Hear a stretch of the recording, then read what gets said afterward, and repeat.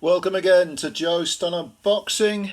As you may be aware, it looks like Showtime are going to bow out of boxing, just as HBO did, I think, about 4 or 5 years ago. But it's been reported through several outlets that PBC are trying to do a deal with Amazon Prime. And when you think about it, this isn't really a surprise because I definitely think that the way boxing is going to go in terms of platforms, it's got to be a streaming service. It's got to be online. DAZN, although I think it still is losing money hand over fist. It has lost a lot of money.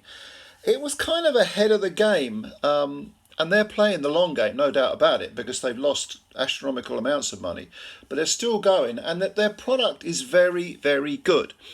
And for all the criticisms I have of Eddie Hearn, and to a lesser extent Oscar De La Hoya, there's no doubt that certainly Matchroom's output internationally is, he says he's the best promoter in the world, and to be honest with you, although I would trust the guy about as far as I could throw him, yes, I think he probably is overall in terms of,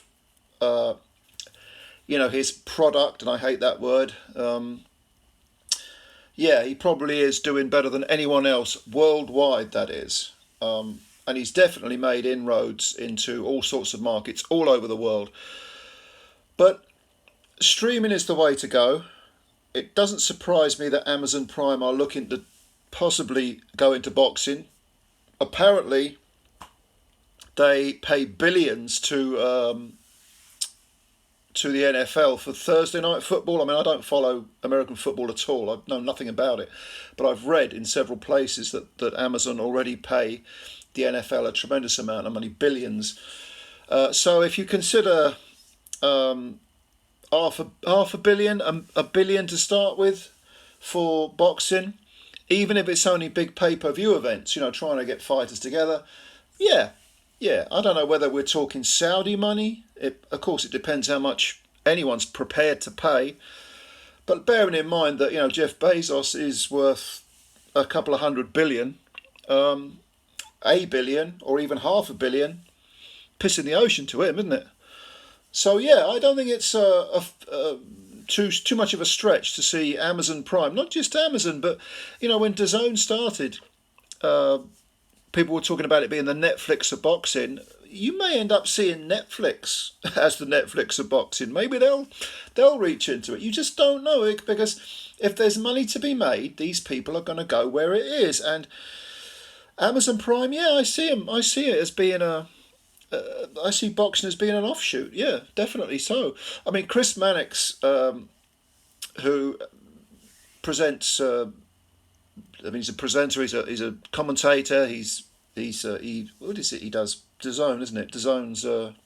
He's on DAZN's American broadcasting team. He did a podcast recently, and he talked about this, and he said, that apparently he's heard that PBC have had discussions with Amazon. Amazon do want to get into boxing. They'll hire somebody to oversee the boxing side of things, that branch of their gigantic empire. And they'll, they might dip their toes in the water, might start with just pay-per-view.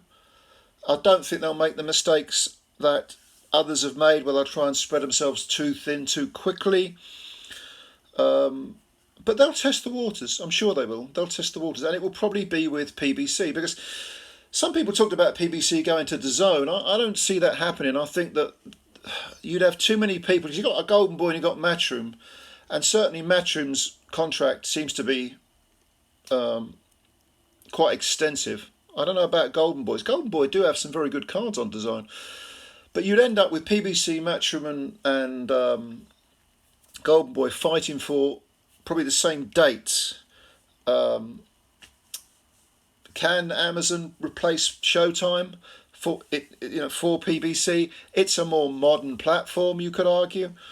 I think that remains to be seen. I think the fact that some people like that fucking idiot Dana White have celebrated Showtime's demise, that sort of shows they don't care about boxing. The more platforms you have, the better. You know, um, Dana White. I mean, I can't stand the guy. He's quite content to have his own little closed shop, where he vastly underpays his fighters in UFC, considering the amount of money that's actually made. Um, and the UFC belt, it's not any kind of world belt. It is just a specific set model that has done very, very well. I mean, you can't deny it. But what happens when UFC fighters want to come out, want to make the really huge amounts of money? Well, as we've seen it with McGregor and now Ngannou, they look for the elite boxers. They look to cross over to the boxing side. And occasionally you get boxers going over to MMA.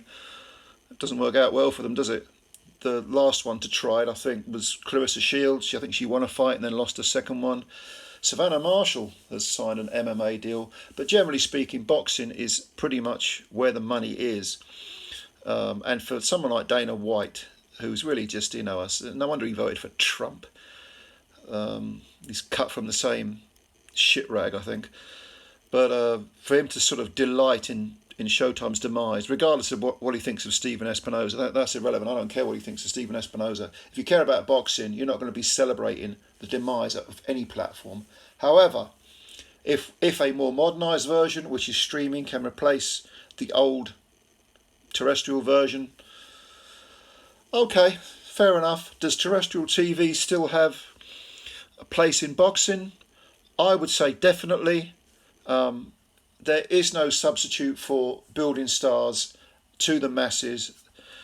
There's no substitute for terrestrial television.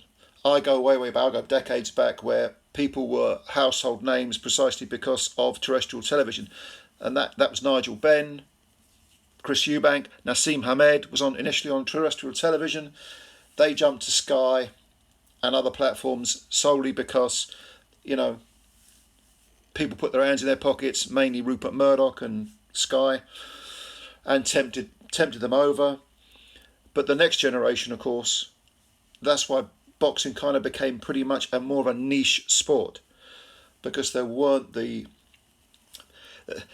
beamed into everyone's living room. The days of however many, what was it, 12, 15, 20, I don't know how many it was, 18 million watching Eubank and Ben go at it. Ben McClellan, I think, was up there. That was in eight figures as far as the people watching it were concerned. There is no substitute for terrestrial television. It's an incredible way of putting names out there and making them household names. The idea that people have to be involved, that pay-per-view is the only model that can garner huge amounts of money, is not true. But yeah, anyway, I've digressed, but getting back to the whole PBC Amazon thing, yeah, I think there'll be a little preliminary period. I think a deal will be struck. They'll try their luck, see how it pans out, and you never know. You could see them emerging as a streaming rival to DAZN, which is necessary, because if you're gonna have anything in business, you have to have competition. If you don't have competition, you essentially end up with either a cartel at best, or possibly even a monopoly, which is no good to anyone. You think prices are high now, you wait and see what they're like if you have a monopoly. Jesus Christ. Yeah, so anyway, just a few thoughts. Interesting to see also what's going to happen to Espinoza, what he's going to do next, because he's been in boxing for so many years, and whether you like him or dislike him, he does know boxing. He knows it a damn sight better than Dana White. So I wonder where he's going to go. Yeah. Anyway, we need these old heads in the game, you see, because they've got all this experience and they understand. But this idea that the world should be run by the youth. Yes, there's a lot to be said for the youth. They bring new ideas, they have new visions, they bring that youthful energy. But old wise heads are necessary. Whether it's an Adam Smith over here or an Espinoza over in America, you need these older heads to bring some wisdom, some historical perspective, some long-term, long-game knowledge to what's going on. Otherwise, sometimes youth can burn very brightly, but it burns out quickest. For the long game, you do need the wiser heads, and I think in Western civilization, certainly, we don't appreciate older people enough anyway. There again, I would say that I'm probably close to being old than I am to being young. But anyway, enough of that. Anyway, comments below if you got any. Subscribe to the channel if you're new. Let me know what you think. Hit the like button as well, and we will chat again soon. Looking forward to reading your comments as always. Bye for now.